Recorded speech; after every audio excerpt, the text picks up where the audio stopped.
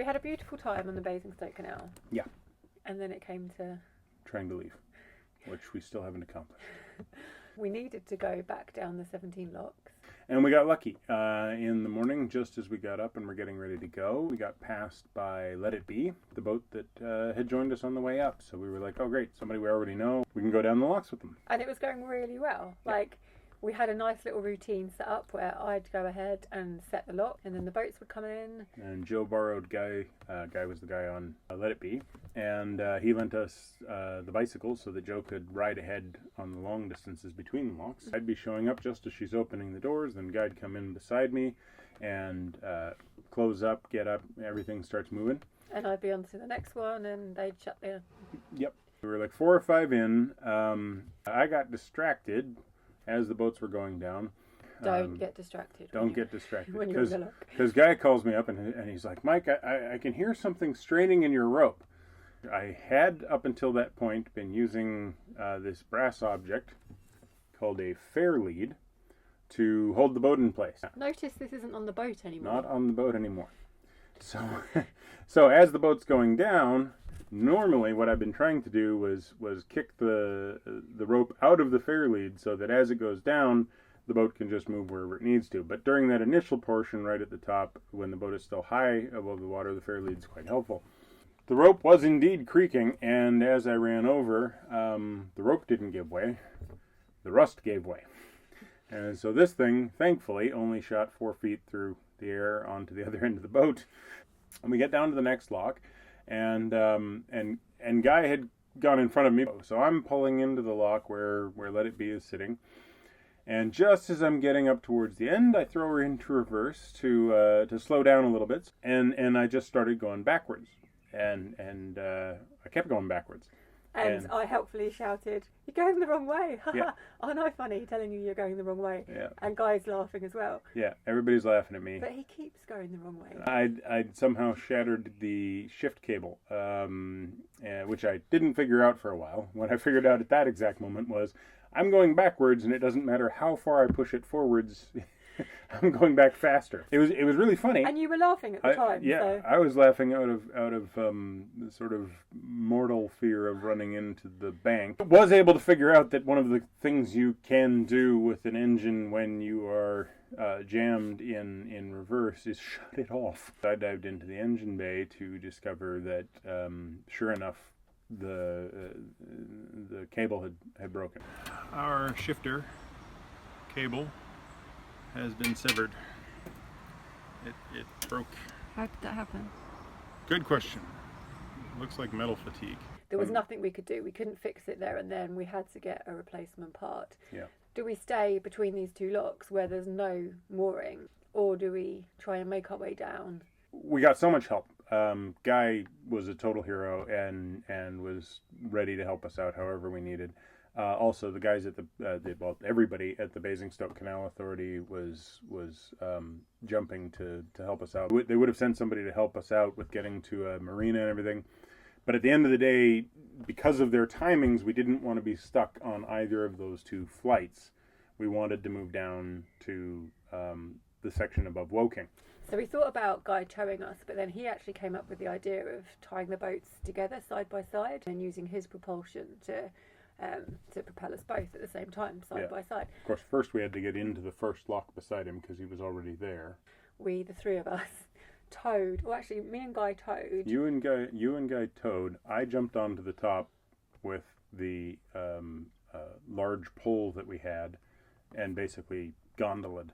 What did he call it? Punting? Punting, yeah. Yes, it has a different meaning in America, involving shooting ducks. We went down that first lock. And it worked really well. Worked really well. Then we weren't able to affix onto each other right there, so Guy pulled forward, and then we gondoled out, and then got us beside Guy's boat, so we were able to tie on to Let It Be. We were able to proceed very slowly through the next couple of locks. And then there's a big stretch between the flights where you tied on together. Yeah, and he carried us along. And it worked out really well. It took much longer than it should have. And the last lock got to be a great deal of fun because neither of the doors was opening, was Gates. Gates. We'll get told off if we call them. We couldn't get through the gates simultaneously. So we had to get ours out. So Joe goes up onto the little center bridge and starts pulling. I'm running across the bridge with the rope and then down the stairs with the rope. Down the stairs with the rope while I'm pushing the boat from the top by pushing this enormous candy cane colored pole into the wall. So I'm walking along, pushing the boat forward, and then every so often I'll look back and realize that the bridge is getting considerably closer to me. And there's actually two bridges. There's the footbridge that Joe had gone over, and then there's a concrete bridge. So really big road bridge. Yeah, so I duck under the footbridge, and I get up on the other side, and I'm like, oh, no problem. And then Joe's just like, duck! and I look back, and there's a concrete bridge coming in at decapitation height. So, literally drop on my back. So the only thing I can think to do is put my feet up on the roof of the bridge and start legging us along. And what Michael doesn't realise is that we need to stop because, there's a very short area where we can pull in and wait for Guy to pull alongside us, and then it's all overgrown. So I'm like, stop, Michael, stop. And he's legging away, and I'm pulling on the rope telling him to stop. So eventually I get him to stop legging, and I managed to stop the boat. And then we waited for Guy to catch up, and then we tied on real good, front and back. So then all we had to do is find a mooring, and Guy had parked his parked car at St John's, which was at the top of the next flight. So he really wanted to get there, but we didn't know if there was going to be a mooring there because the big hotel boat had gone down first, and we thought they might be in that mooring. So I cycled ahead and found that there was enough room. So then these guys had to come along side by side. At around the same time it started to rain. Yeah, as if we weren't tired and exhausted and, depressed enough. We were elated that we'd got down the locks, but just ready to finish. It started raining, and then the rain got heavier and heavier. So there's me shivering because I'm wearing shorts because it was sunny 10 hours ago when we started. Shivering, sheltering from the rain under a bridge. And then let it be, we just got a little bit off to one side trying to avoid some trees, and our boat ran aground. And so we had to spend about 20 minutes just stuck in place trying to figure out how to... He's reversing, I'm using the bow thruster to push our front out a little bit. Our back is stuck on something. The entire time it's torrential rain and soaking wet from top to bottom. Eventually we got free. It was a great deal of fun. And then eventually I see them, I'm shivering under my bridge, and then they come along majestically, these two boats side by side. The conquering heroes who'd finally made it. It was a beautiful sight. We pulled in, roped up. Didn't even split the boats up. Didn't even split the boats up. Side by side. Yeah, got cleaned up. We all got dressed. We went to an Indian restaurant for dinner. He'd done everything for us. So it's we're buying this guy dinner and we're buying him a beer.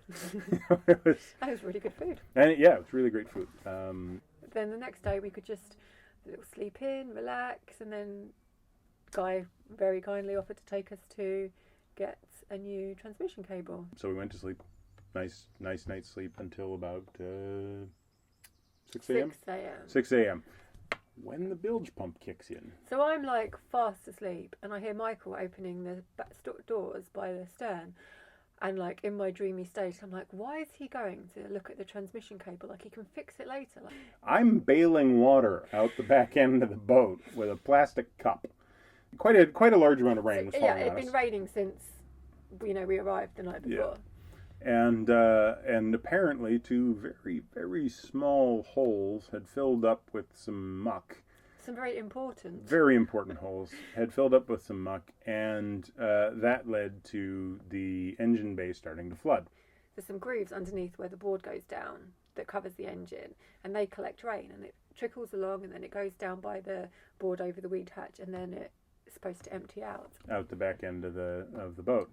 When I opened up the engine bay, all I saw was 4 to 6 inches of water in all of the wrong places, and it was falling from an area near the Eberspacher, the central heating thing. So I'm thinking something's gone wrong with the seal where the outlet for the Eberspacher is, or there's a hole in the boat. I got no idea. So, first thing I find is a plastic cup, and I just start chucking water out the back end of the boat as fast as I can. I just stayed in bed. She stayed in bed. It was pouring with rain. You were getting soaked. I was already soaked. I finally figure out where the water's coming from, and I'm able to see that these two very small holes have clogged up.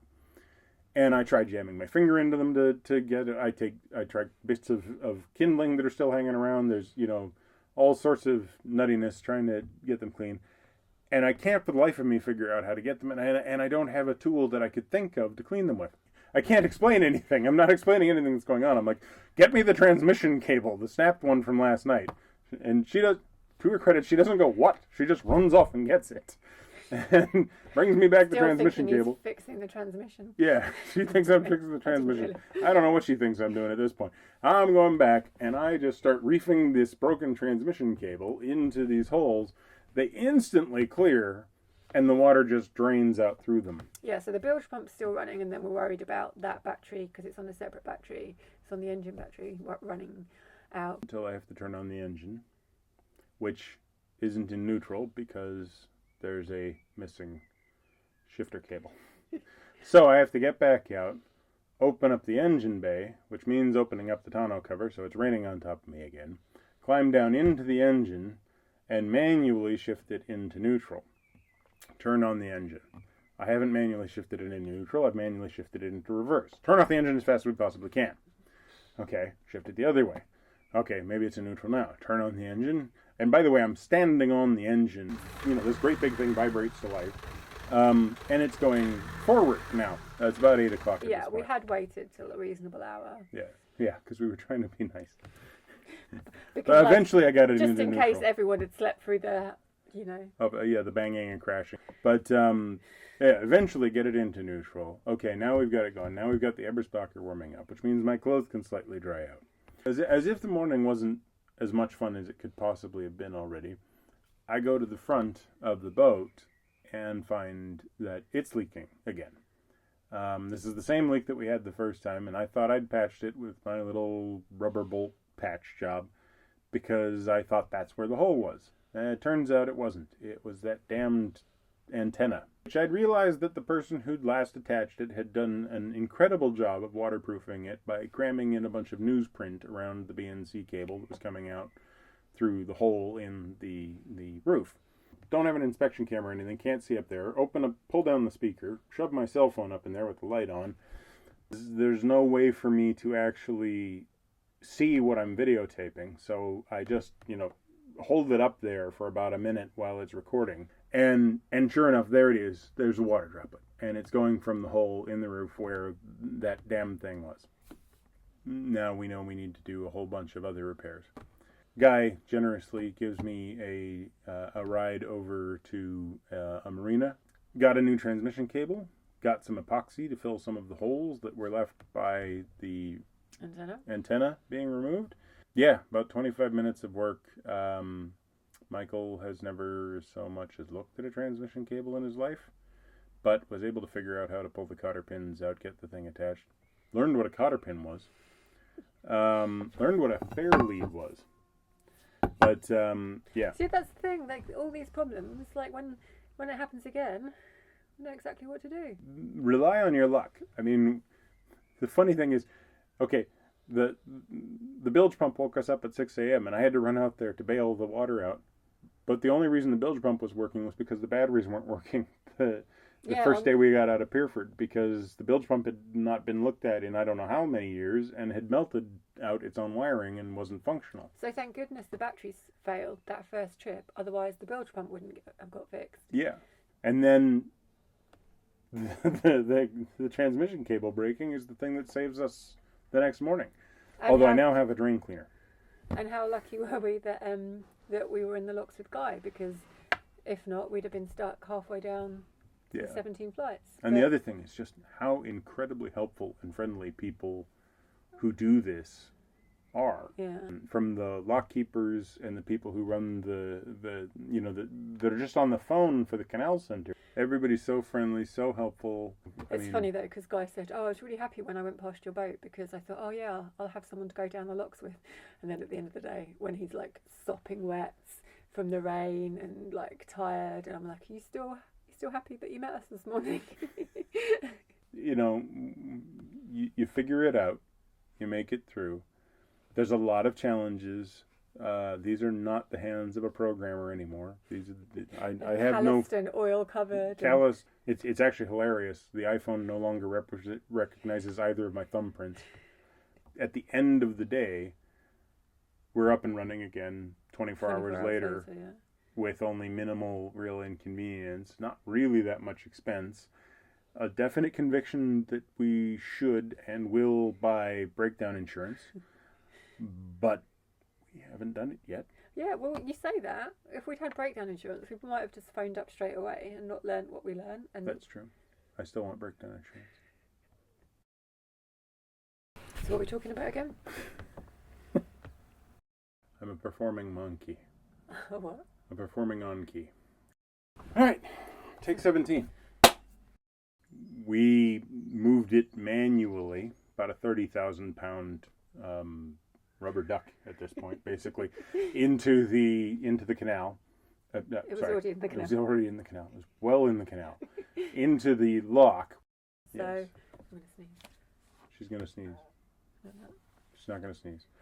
So I'm like, I need to move the bag of kindling to see what's going on, and as I'm moving it, the bag breaks. So now there's kindling all through the engine bay, and I'm chucking kindling out the back of the thing while simultaneously trying to throw water out. Then I go to move the logs, and it turns out that because of the water, the logs weigh about 80 pounds more than they should, so I'm stacking cords of firewood while throwing kindling out into the canal and trying to get buckets of water out the back. I just stayed in bed. She stayed in bed. The ducks were fascinated.